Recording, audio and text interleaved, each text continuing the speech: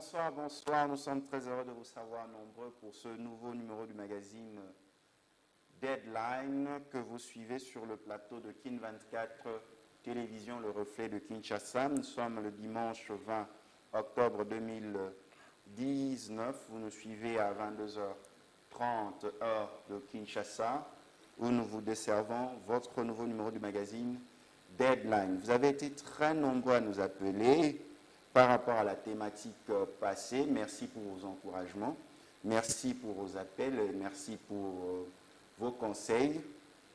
Nous allons parler de la République, nous allons parler de la RDC et plus précisément nous allons parler de la lutte contre la pauvreté. Et sans plus tarder, je vous présente mon invité de ce soir, M. Norbert Yamba Yamba, que je m'en vais saluer. Bonsoir, M. Norbert Yamba Yamba. Bonsoir, bonsoir, M. Sévarien. Merci pour l'invitation. M. Norbert Yamba Yamba, vous êtes cadre de l'UDPS et vous vous présentez en tant que panafricaniste. Pourquoi panafricaniste? Bon, je crois à l'unité de l'Afrique. J'ai toujours pensé que l'Afrique pharaonique a été unique et indivisible. C'est à cause de l'esclavagisme, de la colonisation, de l'impérialisme aujourd'hui que nous avons été fragilisés. Et si nous voulons véritablement rebondir pour s'occuper du développement ou de lutter totalement contre la pauvreté de notre peuple, il faut donc aller dans le sens de la reconstruction de l'unité africaine, la construction des États-Unis d'Afrique, en réhabilitant naturellement la spiritualité authentique, en mettant en exergue, n'est-ce pas, les recherches scientifiques et en construisant une sorte d'interaction dynamique entre la politique, la science et la spiritualité. Si on combine les trois, il y a possibilité d'avoir un Africain qui a restauré sa pensée autonome et qui a véritablement restauré son identité, qui est la base basique de tout développement. Monsieur Norbert Yamba Yamba, nous allons parler de la lutte contre la pauvreté. Nous commençons avec la première pauvreté qui se dégage, qui est l'insalubrité.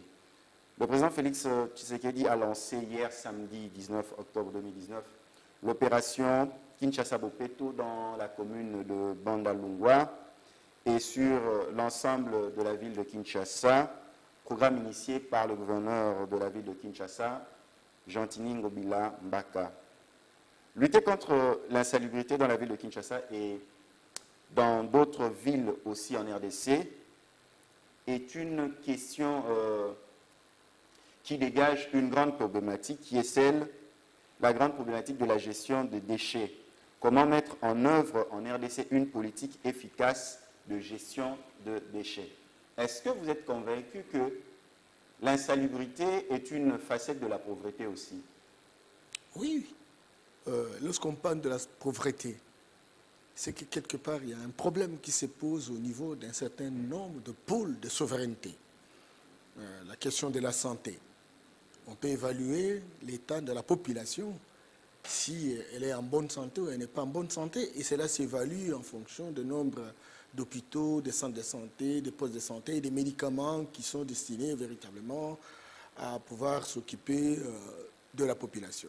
Il me semble que lorsque on est dans un environnement non assaini, cet environnement est la cause profonde de différentes maladies parce qu'il y a des virus, il y a des microbes, etc., qui se prolifient jusqu'à pouvoir, n'est-ce pas, déshumaniser notre peuple.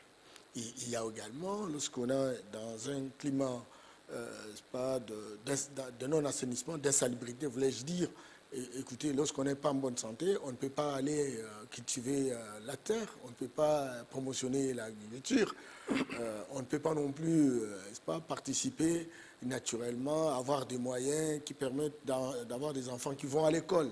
Et donc, l'insalubrité anéantit l'être humain. Or, c'est l'être humain qui crée les moyens, ce n'est pas les moyens qui créent l'être humain.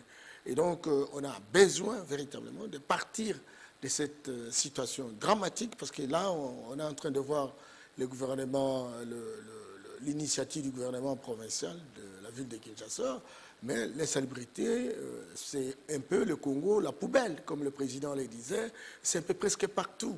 Je pense que ce qui a été fait à Kinshasa soit véritablement l'échantillon sur l'ensemble du territoire national pour donner un coup de pouce pour que dans les 26 provinces, dans les 97 villes, dans les 603 communes, dans les 478 secteurs, dans les 259 chefferies, pourquoi pas 145 territoires, que tout un chacun prenne ses responsabilités, lutte contre l'insalubrité parce que ça néantit la santé. Or, si on n'a pas une bonne santé, on ne peut pas véritablement s'auto-prendre en charge.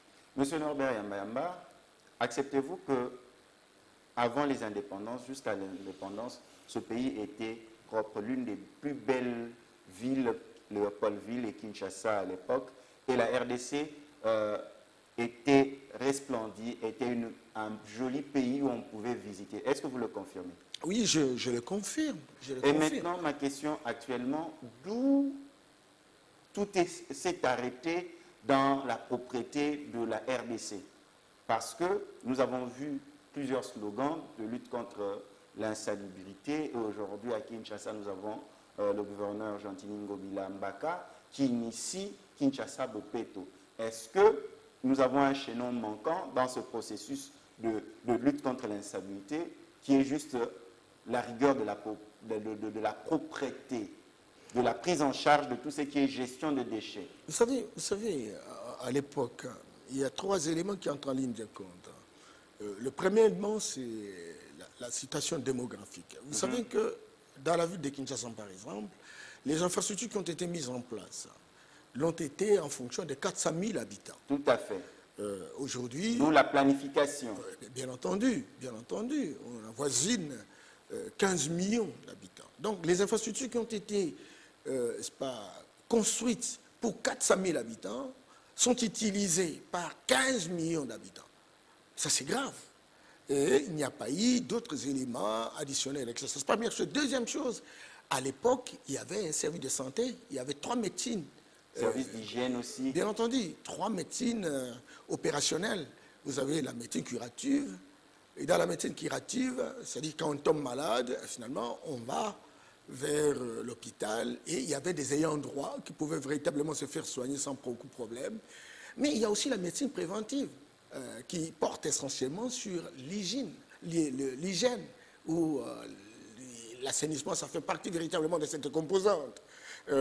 Il y avait aussi des agents d'hygiène qui passaient maison à maison pour voir les toilettes, pour voir où est-ce qu'on jette les déchets, etc. Il y avait même des mécanismes pour transporter les déchets. Il y avait des endroits où il y avait des endroits de décharge où on peut aller jeter. Il y avait un système presque automatique qui permettait véritablement de réguler cette situation.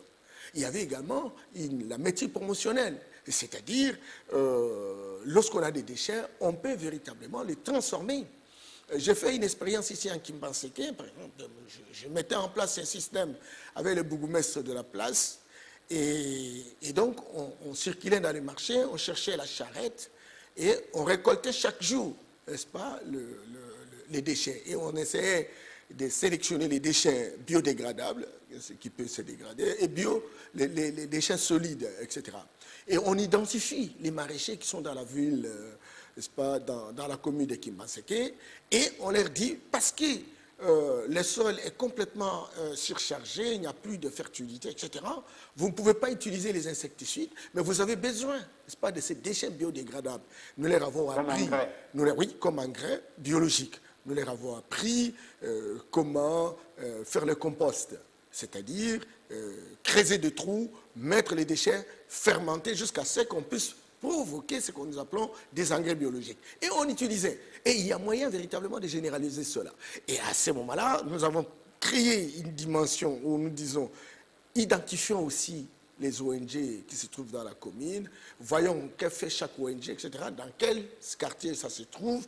Pourquoi pas ne pas aussi s'occuper de l'éducation préventive pour dire, écoutez, là, cette fois, c'est pas bon, prenons les choses au sérieux. Si on est 5 ou 7 familles qui se trouvent dans la rue, comment nous faisons pour que véritablement nos déchets soient mis en place et que cela soit transporté? Ça a existé à l'époque. Il y avait moins de personnes, ça ne posait pas de problème parce qu'à ce moment-là, on n'avait pas trop de roublards au niveau des entités. Il y avait des subventions qui étaient données, ce qu'on appelle des freins de fonctionnement, et que cet argent était affecté pour que véritablement le travail se fasse au niveau de la commune, et différentes responsabilités, etc. Mais aujourd'hui, c'est très compliqué. Non seulement lorsque vous arrivez dans une commune, on vous dit, bon, on n'a pas l'argent. On n'a pas l'argent. Non seulement les moyens qui sont mobilisés localement, sont des moyens qui relèvent véritablement de la compétence du bourgmestre lui-même, et encore que ces moyens sont maigrichons, parce que bon, j'y ai travaillé pendant un peu plus du temps dans le cadre de la mise en œuvre de la décentralisation. Donc les communes reçoivent 1,3%, donc le reste c'est le gouverneur, voilà. Et puis bon, les bourgmestres vous disent moutandis pour les chefs de secteur et chefs de chefferie, ils vous disent qu'ils n'ont pas de moyens. Donc, il faut maintenant qu'on voudrait lancer cette opération, il faudrait que les 3 éducations médicinales soient mises en route. Il y a la curative, il y a la préventive et la promotionnelle. Mais là, il faut retravailler les centres de santé, il faut retravailler les zones de santé, il faut retravailler les postes de santé. À l'époque, le maréchal avait laissé 500 zones de santé. Ces zones de santé n'ont toujours pas été véritablement prises en charge. Ni été les ONG étrangères qui véritablement s'occupent de 50%. Aujourd'hui, nous avons, au travers le budget de la République, parce que c'est un pôle de souveraineté, la santé, eh bien, écoute, qu'il y ait un montant qui véritablement soit mis en charge pour que les choses se fassent. Encore qu'il faut qu'il y ait une brigade d'hygiène qui persuade, qui dissuade, pour que véritablement les comportements soient régulés. Vous avez parlé d'une tridimension dans la prise en charge de la lutte contre l'insalubrité, mais nous vous présentons dans Deadline aussi une triple dimension dans cette lutte. Premièrement, l'homme. L'homme congolais accepte de vivre dans la saleté. Vous allez en milieu urbain, dans nos quartiers, dans nos communes, dans nos avenues. Les gens vivent dans la saleté. L'homme accepte. Il est apparemment bien habillé. Vous avez une grande dame bien habillée, un monsieur bien habillé. Mais son environnement de vie laisse à désirer. Est-ce la pauvreté qui a atteint son mental d'accepter même de vivre dans des conditions inconfortables, eau usée, pas moyen d'évacuer les ordures ménagères, même dans la présentation de la maison, plus de peinture, pas de pauvreté, pas une bonne odeur, ça sent mauvais, les toilettes. Est-ce que cette lutte ne doit pas commencer dans l'intellect, dans la pensée de l'homme, en changeant sa mentalité pour lui dire la manière que tu vis. L'olengo zobika eza l'olenge kutobanya mate. Donc il faut bika lokola moto, au vanda lokola moto, au azana boania. Qu'est-ce que vous pouvez nous en dire? Vous savez, et le président de la République est très clair par rapport à ces questions. Vous avez vu comment lui-même, j'avais entendu une fois le gouverneur dire le président aurait souhaité lui-même lancer cette opération parce qu'il avait une communication à faire pour orienter, réguler, c'est pas, les comportements de ses compatriotes. Hier, ça ne posait pas grand-chose parce qu'on était 400 000 et les services étaient opérationnels. Aujourd'hui, les services sont amortis complètement à cause de la pauvreté, à la fois de la République et des citoyens. Deuxième chose, nous avons une démographie galopante. Nous étions 400 000, beaucoup sont venus, n'est-ce pas, de milliers ruraux, etc. Il faut les recycler, il faut... Et puis, bon, l'éducation que nous avions à l'époque, ce n'est pas cette éducation. Aujourd'hui, lorsque vous mettez de la saleté dans la salle, on vous donne une punition, c'est d'amener l'argent, l'équivalence d'un balai. Tu vois? Or, à l'époque, d'abord, on vous soumet dans une situation où il faut balayer. Et après avoir balayé, on vous dit non, tu dois faire tu vas présenter un ster de bois, etc. Donc, à l'école, ce n'est plus les liés de prédilection pour donner l'éducation aux enfants. Et donc, tout a été en situation de déliquescence généralisée. Et c'est comme ça que les 3 milieux éducatifs doivent véritablement jouer leur rôle. Vous avez la famille, et à ce niveau-là, n'est-ce pas, il faut recycler, même les gens qui sont dans la parcelle. Vous vous imaginez, il y a même des gens, parce qu'ils mal éduqués à partir, n'est-ce pas, de sa famille, etc. Même il est sur la place de Paris, il prend les bananes, mais il jette. Parce que c'est repris véritablement, il est fomenté dans son cerveau. Comment l'État, comment les communes peuvent gagner dans cette lutte contre l'insalubrité? Par exemple, Kinshasa Bopeto, comment générer de l'argent, bénéficier grâce à la salubrité qu'on veut imposer? Je voulais quand même terminer, je dis, allez-y. Le 3 milieux éducatifs doivent être rendus opérationnels. Vous avez la famille, hein, quand même, que les gens détestent la saleté. Vous voyez, quand on est même dans une parcelle, là, les gens piétinent la pelouse. Donc, les gens n'ont pas besoin de la flaire. Les gens ne savent pas l'utilité, par exemple, des arbres qui sont plantés, etc. Ça, c'est un problème d'éducation, parce qu'on a besoin de ça. Deuxième milieu, c'est l'école. Il faut que l'école devienne un lieu où on apprend aux gens, n'est-ce pas? Et puis, il y a la société. La société, on est dans une commune, il y a des services de l'État qui véritablement s'occupent de la régulation comportementale, il y a aussi une brigade qui s'occupe. À l'arrivée de Laurent Kabila ici, il voulait réhabiliter cela, il y avait une police de l'hygiène publique. Ça a disparu, vous voyez. On a besoin, au même moment que l'on voudrait éduquer, encore que la presse joue son rôle, une presse qui a des émissions spécialisées essentiellement sur ces questions. Il faudrait aussi que ce soit l'étimotive en fait du journalisme de la République qui deviennent véritablement de vrais patriotes et que le gouverneur de province ne choisisse pas les gens sur base des relations personnelles. Et il doit savoir que dans telle ou telle chaîne, encore qu'il y a des chaînes qui véritablement ont organisé ce genre d'émissions, on leur donne des subventions, on leur donne, par exemple, on dit toute l'année, Kin 24 doit travailler sur cette question. Et il y a une équipe qui s'occupe d'assainissement. J'ai entendu coup de chapeau à Germain Poundou, etc. Et puis bon, voilà, ils montent des modules qui doivent être développés, non pas par seulement les gens de l'équipe, mais on peut utiliser les acteurs qui sont intéressés à la question, les partis politiques qui ont c'est pas des secrétariats. On a un secrétariat national chargé, par exemple, de l'environnement. Hein, celui-là peut être invité. Vous avez des ONG, vous avez des confessions religieuses, vous avez des associations, des corporations, etc. Et qui sont invités et chacun, à ce qui les concerne, essaie de faire un petit effort pour donner les informations, persuader véritablement ces pairs de manière que véritablement cela soit pris en considération. Et donc si le gouvernement de la République, hein, le gouvernement provincial, si les différents services de santé et d'environnement, si les ONG qui sont intéressés à la question environnementale, si les confessions religieuses, parce qu'en fait ils ont une dimension, une composante développement, si les journalistes, on peut y avoir des journalistes spécialisés sur ces questions d'assainissement, d'environnement, etc., qui sont écoutés et qui ont des espaces qui peuvent être véritablement subventionnés par le gouvernement de la République ou le gouvernement provincial, etc. Et bien, si les citoyens peuvent, les prêtres d'aller au Méli, à l'église, organiser quand même 2-3 minutes pour parler de ces questions. Si dans les matanga, il y a quand même donc des ça animateurs. Tout le monde. C'est tout le monde, c'est une mobilisation générale. Ce n'est pas le fait que, par exemple, on est parti, on a expliqué à la radio. Ah, mais non, c'est toute une culture qu'il faut véritablement domestiquer. Et donc, c'est un travail qui demande véritablement des interactions. La cellule des changements mentalité travaille dans ce sens. Bon, il y a le ministère de la Jeunesse. Mais l'évacuation, on collecte, on évacue. Mais c'est justement... Avec quels moyens? Mais écoute, il y a l'Union européenne qui supportait... À chaque fois qu'on cure des caniveaux, dans les routes, dans les artères, les déchets sont laissés là, les détritus sont laissés là. Ça fait des jours et même les gens se font des selfies. Comment vous allez... Ne soyez pas sceptiques. Nous sommes en train d'aller... Nous ne sommes pas sceptiques, nous posons des faits. Nous sommes en train d'aller dans le sens de la construction d'un changement dans notre pays. Et il y a des outils qui sont mis en route. Je vous ai dit, les différents acteurs qui sont intéressés à la question, qui peuvent être véritablement mis sur la place publique.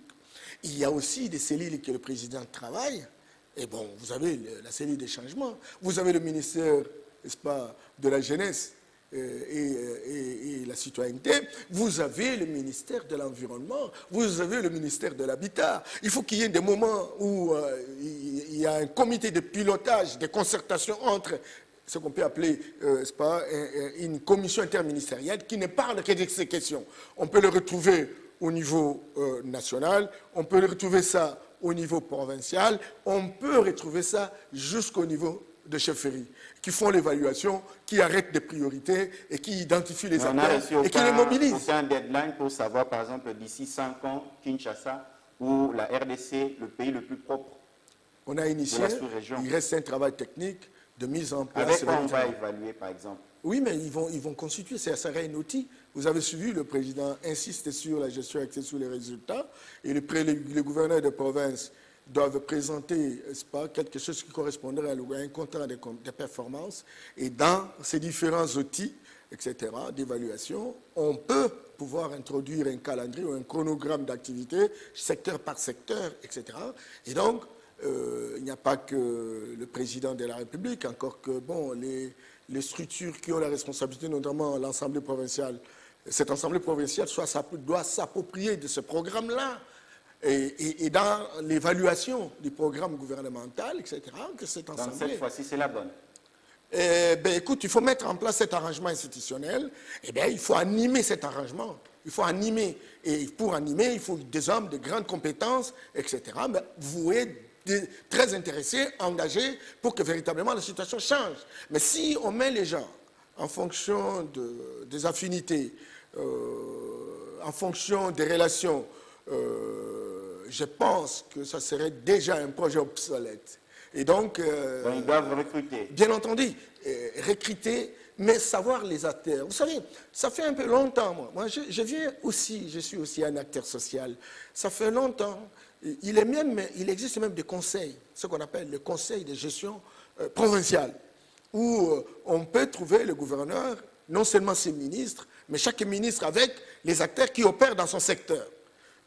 Mais il n'y a pas de réunion, il n'y a pas de concertation avec les acteurs privés, comme les ONG, comme les confessions religieuses, comme les journalistes, etc. Il n'y a pas une répartition des rôles. Et même dans un programme gouvernemental de la province, il faut qu'on retrouve qu'il y a un budget, non seulement pour les services de l'État, qu'on appelle des services publics, mais aussi pour les privés qui sont intéressés à la question, notamment vous les journalistes, parce que vous en parlez, et vous avez les ONG, vous avez les confessions religieuses, on se partage les rôles, on se partage les moyens d'action, et on met en place une matrice qui permette véritablement l'évaluation de ce que nous faisons. Tout à fait, Norbert Yamba. Nous recevons pour vous Norbert Yamba, cadre de l'UDPS et panafricaniste. Nous apprécions et nous adhérons à la vision de son Excellence le président de la République, Félix Antoine Tshisekedi Tshilombo, et de son Excellence le gouverneur de la ville de Kinshasa, Jean-Tini Ngobila Mbaka. Nous devons soutenir ce projet de Kinshasa Bopeto. Papa, maman, Kombola et Panayo, Sangisa Basalte, Kobwaka na balabala te, Maya toilette banda lupango te.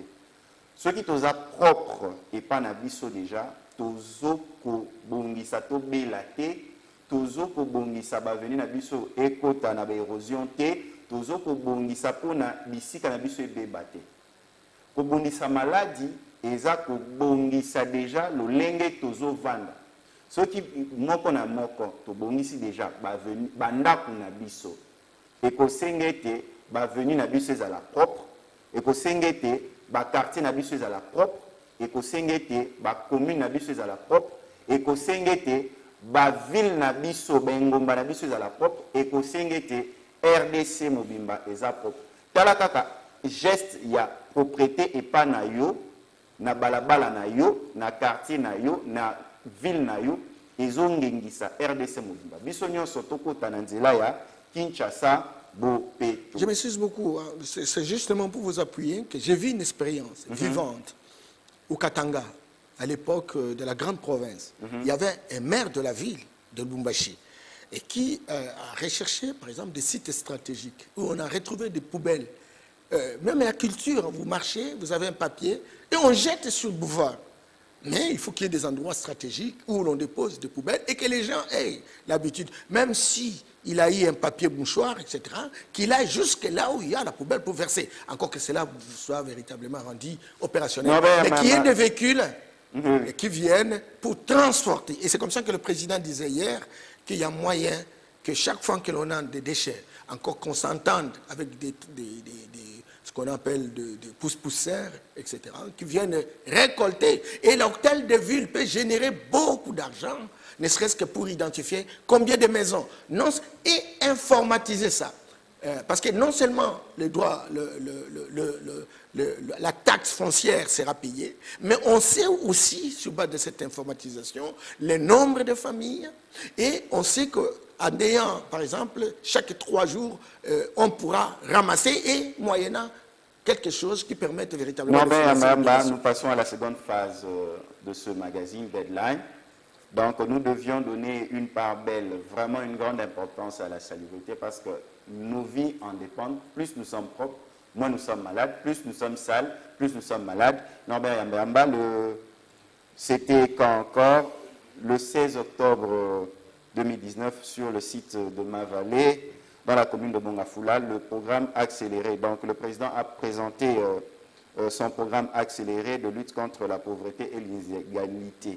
Selon le président de la République, il fait appel à l'accès gestion-résultat dont son objectif, si on doit le voir, il dit ceci, d'ici 5 ans, dans les 145 territoires de la RDC, 20 millions de Congolais vivant en milieu rural et périurbain quitteront la pauvreté ou la pauvreté extrême aussi.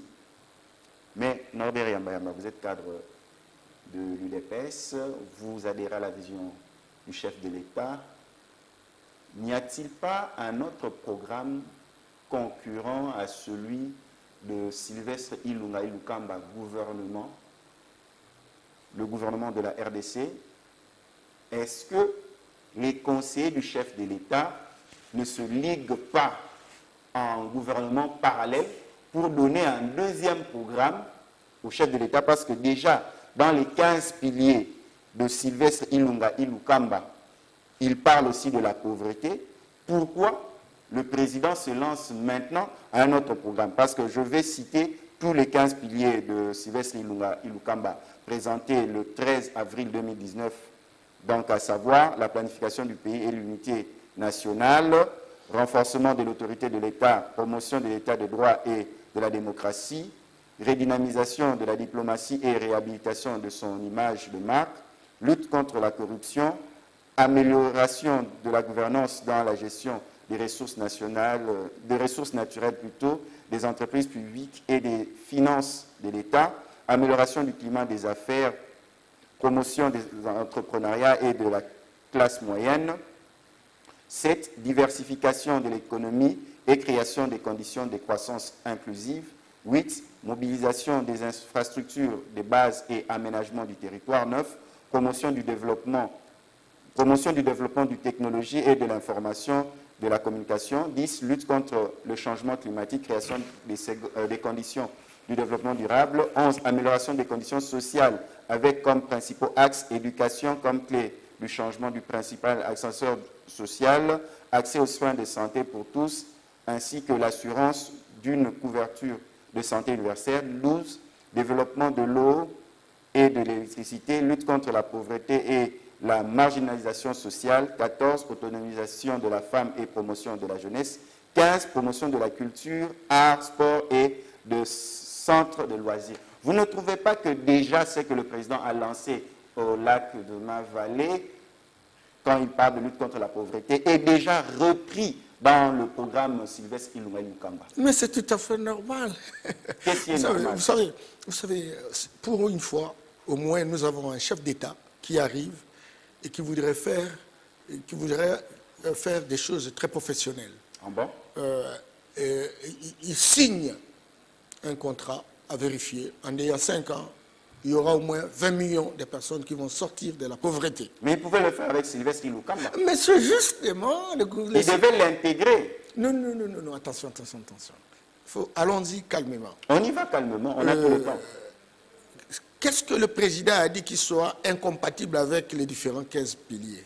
Il n'y a rien. Mais alors pourquoi le redire? C'est une Mais redondance. il le redit parce que c'est lui le pilote de la vision. C'est cela. Et c'est en étant pilote, parce qu'il tient la boussole. Mais il pouvait le faire à l'entremise du ministère qui s'occupe de cette question. Parce que tout est lutte contre la pauvreté. Même la question de l'insalubrité relève de la lutte contre la pauvreté. Dis-moi, quel est le ministère qui s'occupe de la pauvreté? Mais c'est un ensemble. Ah ben voilà, par le président. Le président, tout est lutte contre la pauvreté. Je voudrais vous rappeler que le président de la République, avant qu'il ne soit élu, avait un programme. Et le programme s'appelait vaincre la pauvreté. Et donc, la pauvreté, c'est la cible, la pauvreté du peuple congolais, qu'il considère comme peuple d'abord en tant que priorité des priorités. Et donc, le président, par rapport à sa vision, il a un gouvernement qui est un instrument utilisé pour lutter contre la pauvreté. Mais, attention, le président de la République fait partie de l'exécutif, croyez-moi. Parce que l'exécutif est bicéphale. Il y a d'une part le président de la République, et d'autre part, le gouvernement de la République ou le Premier ministre. Cependant, le président de la République, il est président du Conseil des ministres. C'est cela. Et donc, le programme du gouvernement, c'est le programme du président de la République. Mais il doit avoir ce qu'on appelle généralement dans son cabinet, n'est-ce pas, des hommes et des femmes. Excusez, c'est pédagogique. Il doit avoir des hommes qui doivent travailler pour lui clarifier secteur par secteur ce qui doit être fait. Et que le programme gouvernemental, ce n'est pas un programme du Premier ministre, parce que ça se fait en concertation. Au regard de l'article 169. Regarde, je prends par exemple le plan national de numérisation. Il y aura 68 projets. Qui va le coordonner? C'est son conseil ou bien le ministère du PKMC? Écoute, le président sait les priorités, il travaille avec le Premier ministre et on intègre... Mais il devait le faire dans le cabinet et puis le Premier ministre vient dévoiler, voici le président tient compte de ceci. Non, le faire lui-même en acte de Mavaillé. Non, le président doit le faire. Pourquoi? Et regarde, il y a 68 projets. Dans les 68 projets, comment on fait? Il y a d'une part les ressources internes mobilisées localement, qui sont directement gérés par le gouvernement de la République. Il y a d'autre part, ces projets peuvent susciter l'intérêt, n'est-ce pas, des hommes et des femmes à travers le monde qui peuvent venir sur base, n'est-ce pas, d'un partenariat public-privé, qui viennent et qui... Excusez, je suis en train de vous dire des choses, comment ça existe. Et donc, le président connaît, il en parle avec le Premier ministre. S'il y a quelqu'un qui arrive, ce n'est pas le président qui signe le contrat avec la personne. C'est donc le Premier ministre, mais il y a un ministère de tutelle. Et c'est lui, naturellement, qui signe le partenariat avec l'intéressé. Il met en place, n'est-ce pas, quelque chose qui permet de rendre opérationnel, sous l'œil vigilant, à la fois du Premier ministre et du ministre de tutelle. Mais le président a aussi un droit de regard parce qu'il a quelqu'un qui est chargé dans son cabinet sur ces questions qui relèvent véritablement de ses compétences. C'est juste un conseiller pour lui apporter la lumière parce que le président ne connaît pas tout, il s'entoure de ses collaborateurs qui lui permettent de mettre en lumière ce qu'on lui présente. En bon ou en mal, pour lui donner des orientations claires et c'est à lui de décider. Est-ce que certaines langues se disent que le président n'est pas suffisamment content du programme de Lukamba? C'est la raison pour laquelle, avec ses conseillers, ils veulent aussi faire des ajouts. Et là, je pose la question, est-ce que tout ce que... La personne qui sera comptable, c'est Sylvestre Ilukamba, parce que vous ne faites que le surcharger, le saturer en programme et en objectif. Nous n'avons que 10 milliards pour l'instant, qu'on n'a même pas. Excusez, ce sont des prévisions. Oui. Et je m'excuse beaucoup que je termine par là. Ce sont des prévisions. Le président jouit d'une crédibilité. Crédibilité vis-à-vis véritablement des investisseurs externes, vis-à-vis des politiques externes, et qui aujourd'hui, lorsqu'il y a un projet bancable, regardez un programme sur la numérisation, 50 experts se sont donnés pendant autant de mois, depuis avril, pour produire 68 projets. OK. Et alors on s'est dit, parce que nous voulons un partenariat public-privé, On dit, mais qui sont prêts? Voilà comment nous vous présentons comme opportunité. Qui peut venir pour que nous puissions travailler par rapport à cette question? Et si les gens viennent, il y a un ministère de tutelle qui en assure pleinement la leadership. Ce qu'il a fait, c'est parce que les gens sont venus, c'est pour ça qu'il devait présenter cela. Non, ce n'est pas un programme, c'est une vision. Mais une vision qui doit être réalisée ou non? Bien entendu, mais intégrée dans les différents. Quand vous parlez de la couverture universelle de la maladie, mais, ça se trouve comme pilier chez le Premier ministre. Mais c'est justement... Il devait le faire, le Premier ministre vient, voici, selon la vision du chef de l'État, de sortir les Congolais dans la pauvreté, parce que c'est l'ensemble de la RDC qu'on doit sortir de la pauvreté, pas seulement les 20 millions, parce que Ilukamba a une vision, il porte les aspirations du peuple congolais, selon la vision du chef de l'État. Du chef de l'État, oui. Maintenant, ma question est celle-ci. Est-ce que ce n'est pas de l'ombrage? Est-ce que le président de la République ne veut pas avoir son nouveau DCRP? Non. Le président de la République estime que son combat et son leitmotiv fondamental, c'est de lutter contre la pauvreté. Et vous avez suivi, n'est-ce pas, les différents indices par province, etc. Et la situation dramatique de notre pays. Et par rapport à ça, il visualise, il en prend les responsabilités. Tout est alarmant. Non, mais bien entendu, mais il faut qu'il en parle pour que ceux qui sont censés aujourd'hui pour mobiliser des ressources savent quel est le niveau de la gravité du problème. Et donc, quand le président termine, à ce moment-là, les techniciens font leur travail. À la fois, ces gens qui travaillent à côté de lui, qui lui ont présenté tous ces éléments, lui qui devra, au travers de l'article 169 de notre Constitution, être toujours en concertation avec le Premier ministre, intégrer. Mais cela n'empêche pas qu'il y ait des projets. Il y a des projets spécifiques. La couverture maladie, par exemple, ça peut être un projet. La lutte contre la corruption, ça peut être un projet. L'assainissement, ça peut être un projet. Mais vous n'allez pas dire parce que ces projets existent et que non, ça ne fait pas partie véritablement du gouvernement. Ce qu'on vous reproche, c'est ceci. Le document stratégique de croissance et de réduction de la pauvreté, qu'on appelait à l'époque DCRP, soutenu par la Banque africaine de développement, par le PNUD et d'autres institutions, c'est parce que la pauvreté, c'était juste un slogan. On nous disait, on va lutter contre la pauvreté en créant la croissance. Mais comment? Mais quand vous regardez les 15 piliers de Sylvestre Ilunga Lukamba, c'est clair, c'est créer des richesses. Parce que la pauvreté, c'est comme l'obscurité. Pour chasser l'obscurité, vous devez juste allumer une ampoule qui éclaire l'obscurité. Va de soi-même. Mais quand vous êtes, nous allons lutter. Mais Sylvestre Ilukamba propose 15 piliers dans lesquels nous sentons qu'on va créer des richesses. Et lorsqu'on essaie de manière proportionnelle, répartir ces richesses, vous voyez que la création des richesses chasse par elle-même la pauvreté. Oui, mais écoutez, il n'y a pas de compatibilité. Le gouvernement Ilukamba... S'il n'y avait pas de compatibilité, on n'allait pas en parler maintenant. Excusez. Parce qu'il y a un problème d'incompréhension par rapport à ce qui doit être fait. Le gouvernement Ilukamba... Je m'excuse beaucoup. Le gouvernement Ilukamba a voté, a prévu, a élaboré un budget qui doit être approuvé au niveau du Parlement, ça c'est évident. Et donc, ce budget, il est prévu un certain nombre de choses. OK. Alors maintenant, le président, par rapport à sa vision, il estime que ses moyens sont amplement insuffisants. Qu'est-ce qu'il faut? Eh bien, écoutez, il faut un montage des projets. Et ce projet, il dit, bon, on peut construire un partenariat public-privé. Et il dit, au regard de sa légitimité, au regard de sa crédibilité, il peut susciter l'intérêt d'autres personnes qui viennent intervenir. Et il dit, voilà, j'ai 78 projets sur le numérique. Ça ne se trouve pas dans le gouvernement Ilukamba. Alors maintenant, oui, ces projets sont bien bancables, ces projets sont bien conçus, etc. Est-ce qu'il y a des gens qui peuvent véritablement venir? Ce n'est pas pour financer, c'est pour travailler en partenariat. Et à ce moment-là, si on acquiert naturellement des personnes qui se pointent pour que véritablement ces projets soient rendus opérationnels, à ce moment-là, on se pose la question, quelles sont nos lois?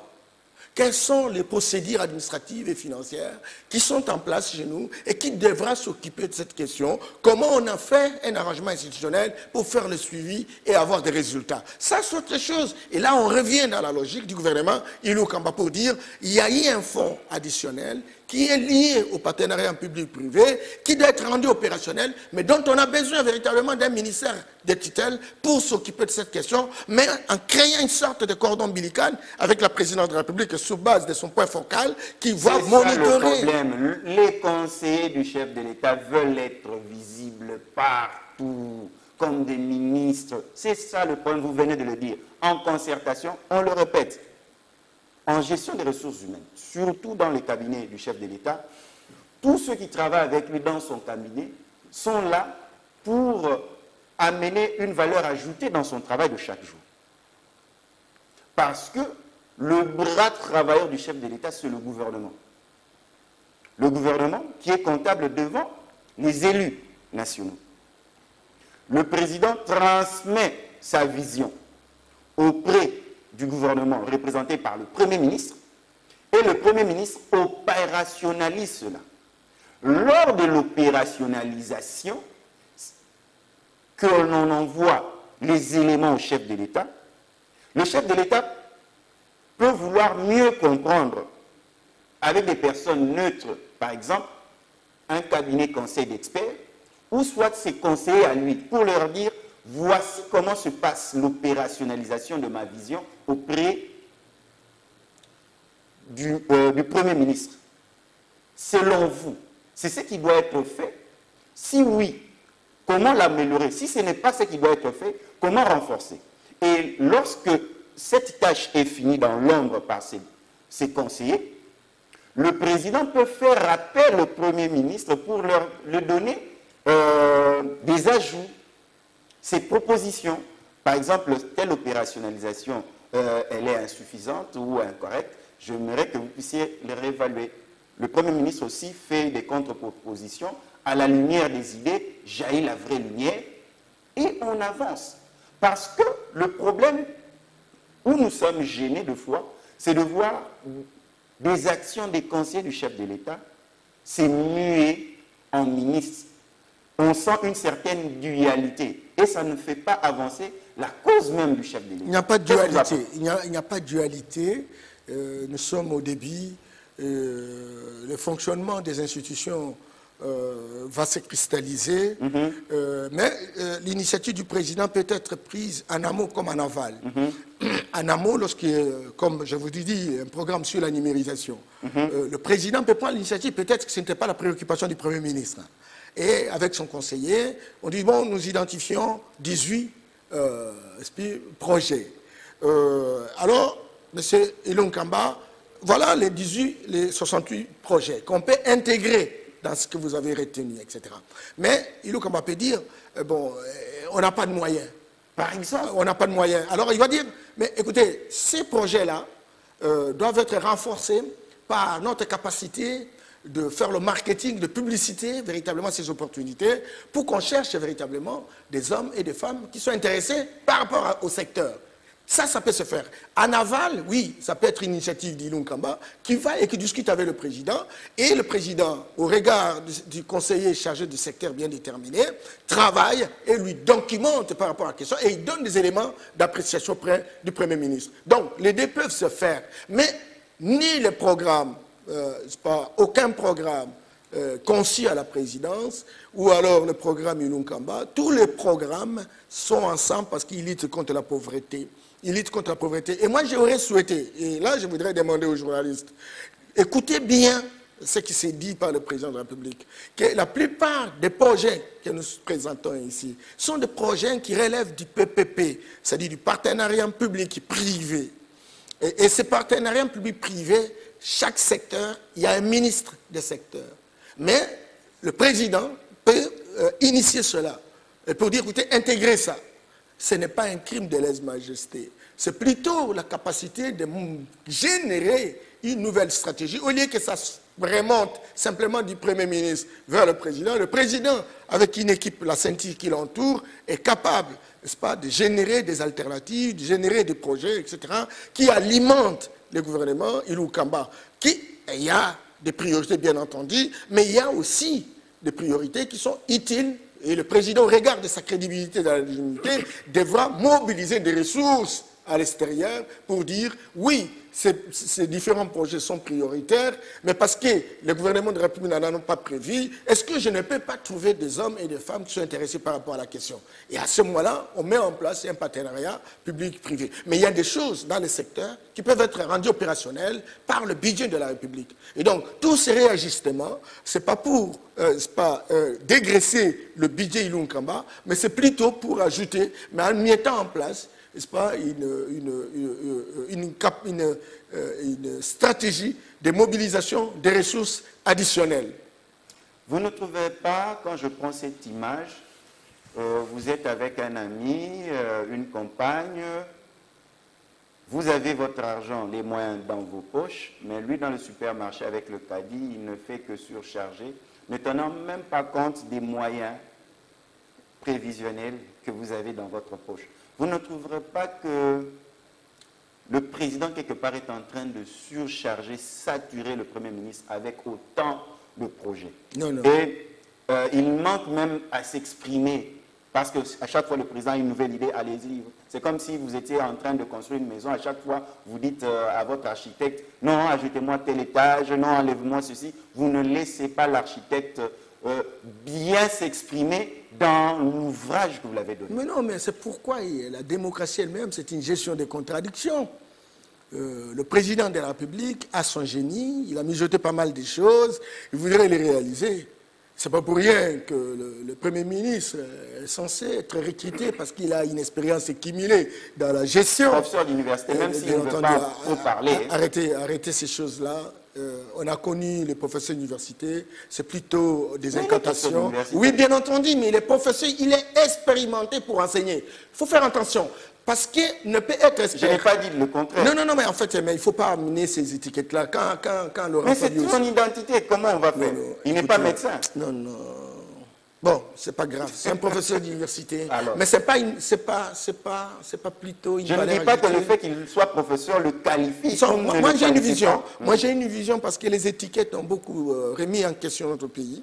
Il y a des gens qui se font... C'est comme Vital Kamerhe, il est PDH. Bien entendu. Oui, mais ça ne veut rien dire. Ça ne veut rien dire. Non, non, mais écoutez, ça ne veut rien dire. Je me suis beaucoup, ne m'amenez pas sur ce terrain-là. Je suis un panafricaniste.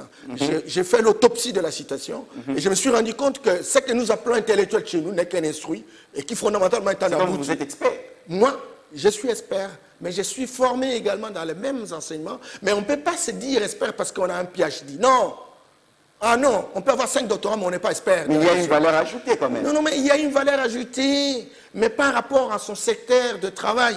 Lorsqu'on est expert, c'est-à-dire vous cumulez plusieurs expériences et vous êtes capable de faire l'analyse comparative à ces expériences et consolider une conviction. Et donc, vous ne pouvez pas...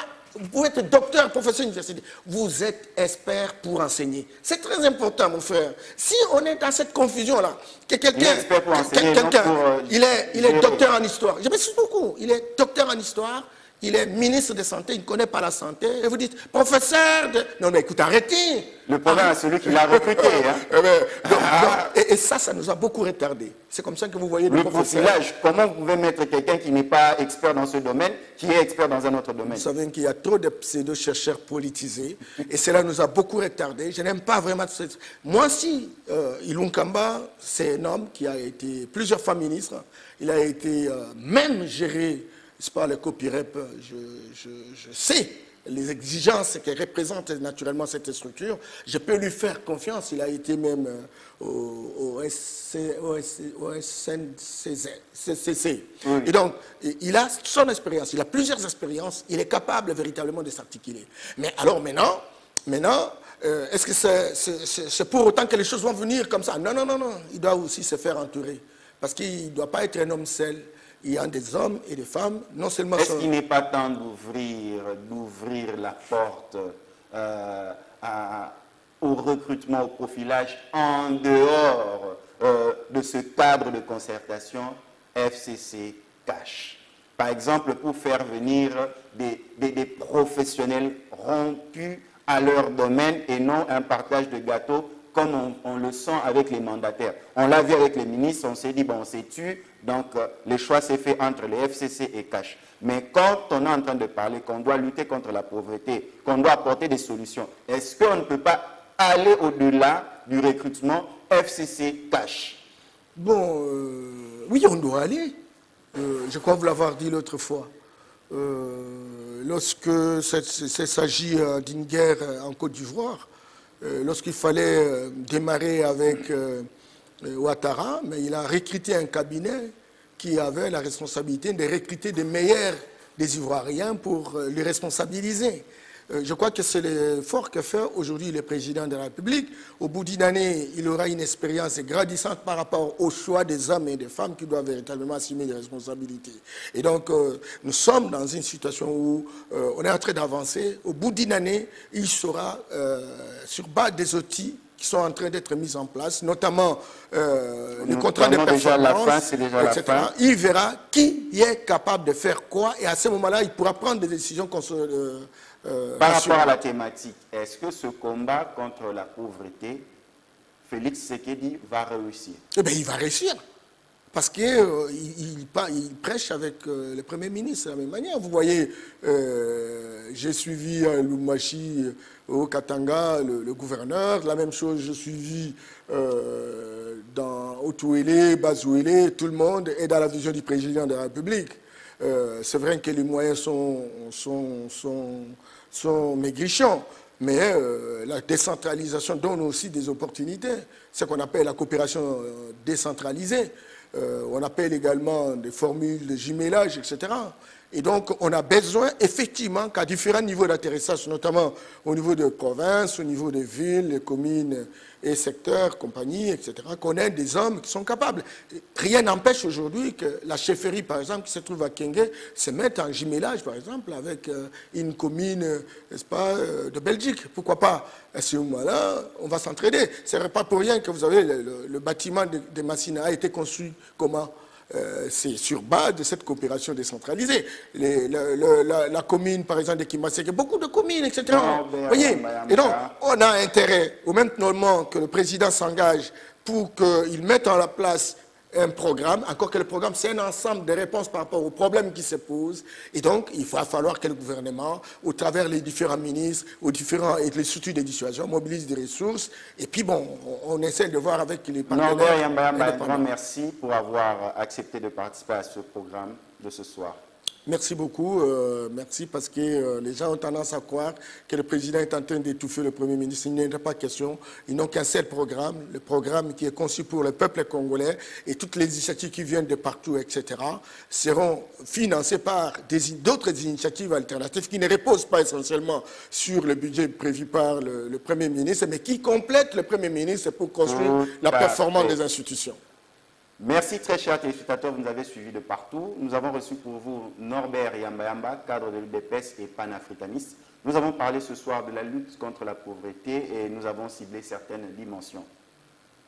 La capacité d'agir. Nous avons tout intérêt à ne pas agir, mais nous avons aussi tout intérêt à agir parce que agir, c'est la volonté. Vous nous avez raté ce dimanche à 22h30 sur Kin 24 dans le magazine Goldline. Rattrapez-vous le jeudi à 14h sur la même chaîne et suivez-nous sur toutes nos plateformes internet liées à ce programme. Quant à moi, je vous dis à la prochaine. Que Dieu vous bénisse. Très belle émission. Très belle émission. Tu as été